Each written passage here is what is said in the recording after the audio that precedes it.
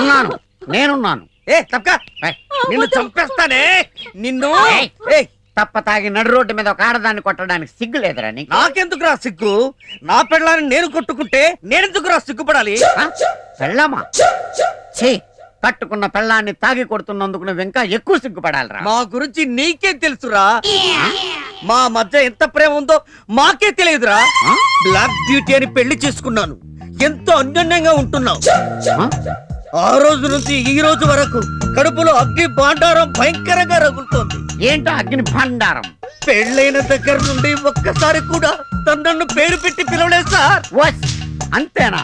అయితే ఆమెను నువ్వు పేరు పెట్టి పిలిచేలా చేస్తాను. ఎలా సార్? నేను చేస్తాను, చెయ్యండి. కానీ ఒక కండిషన్. చెప్పండి. భార్య నిన్ను పేరు పెట్టి పిలిస్తే నువ్వు నీ భార్యను బానిసత్వం నుంచి విముక్తి చెయ్యాలి. విముక్తి చేస్తాను సార్. ఓకే. అమ్మా, నీ భర్త పేరేంటో చెప్పు. భర్త పేరు చెప్పకూడదండి. ఓహో, అలా వచ్చావా? సరేనమ్మా, నీ భర్త నిన్ను రోజు తంతున్నాడని పోలీస్ రిపోర్ట్ ఇవ్వాలి కదా, అందుకనే ఇతని పేరు చెప్పాలి కదా. పేరేంటి చెప్పండి. భర్త పేరు విడియాల సుధాకర్. అదిగో చెప్పు.